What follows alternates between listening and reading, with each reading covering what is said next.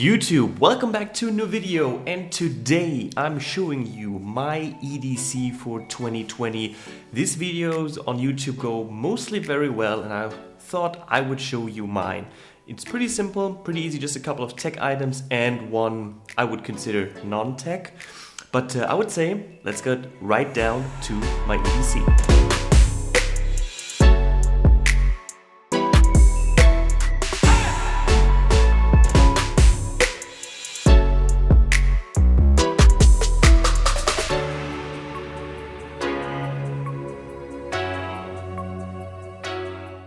So the first one, and this is by no surprise, I've been rocking the latest models for a couple of years now, is the iPhone 13 Pro. I started this cycle of the iPhone 13 with the 13 Pro Max in the Sierra Blue. But after a couple of weeks of using, I wasn't really feeling the form factor of the 13 Pro Max. The battery life was gorgeous. That's the only thing that I miss about the 13 Pro Max, but this one is the 13 Pro in graphite, wrapped in a Native Union leather case. The case is pretty fancy, but also very clean and simple.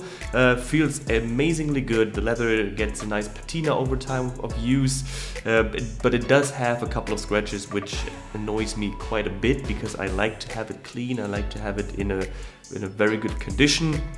But this is due to my own fault. Nothing that you can say about the case or the case's quality. This is on me. I've been using iPhones for, I would say, 10 years now. I started with the iPhone 3GS, I think. I had a little rerouting through the Android ecosystem, but I've been back on the iPhone train, I think, since the iPhone 6. Since then I upgraded every year, and this is one of my favorite devices, not only because of the camera quality, but also because of the form factor, which is like a more rectangular shape. I wish they had the the Apple Watch Series 7 with a rectangular design, but it didn't. So yeah, I have to wait for a Apple Watch Series 8 or 9 with a rectangular design. But this is the 265GB version. Nothing too special. I keep it very simple on my home screen, just a couple of apps. I will do a separate video on the what's on my iPhone, but also on the what's on my iPad and my Mac in the future. But I mostly use it for web browsing, messaging, also online banking, and business emails. The next one is something that I swap out constantly, but for now it's the AirPods Pro.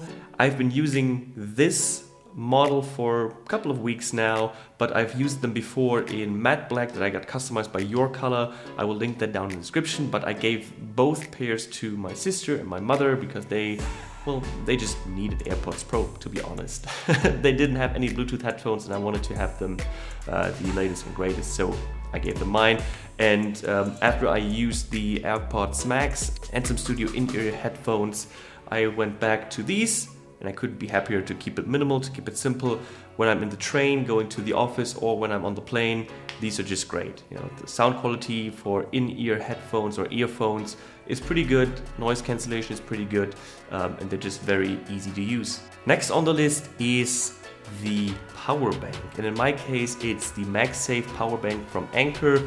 I've used the Apple MagSafe battery, but that one didn't cut it for me. I should have listened to Liz Loves Tech. Shout out to my girl Liz Loves Tech. But I couldn't. I had to try it out. But this is the real deal. I think it features 5,000 milliamp hour of battery power, and it does have a very, very good magnetic connection to the iPhone, and I just love it. If you go with the power bank, you should go with the Anker one. I think they have multiple variations of this with a stand, and I think even with a 10,000 milliamp hour that they just released or are going to release, I don't know. But this one with 5,000 milliamp hour will get you through a day. When I'm traveling, again, to the office or by plane, this one helps me out to keep my phone juiced for the entire day. Another MagSafe accessory that I use on and off is the MagSafe wallet. This one is the new one in Midnight, which is more like a dark navy blue. It does have the Find My integration. This is why I got it. Previously I had the black one, the first generation one without the Find My, but this one Although I don't like the color, this is very useful because I tend to drop my, my wallet, my keys somewhere and I can't find it. With this, it's much easier to find my lost wallet, whether it's in a car, at a different house, or just, in the crack of my couch. Next up, my keys. I've been using Orbitkey for quite a while. They've been a long-running partner of my Instagram, I think almost since the beginning in 2020. For Star Wars Day and May the 4th be with you, I had to rock this one, and I think it was a great addition to your EDC, whether it's the Star Wars edition or just a regular one.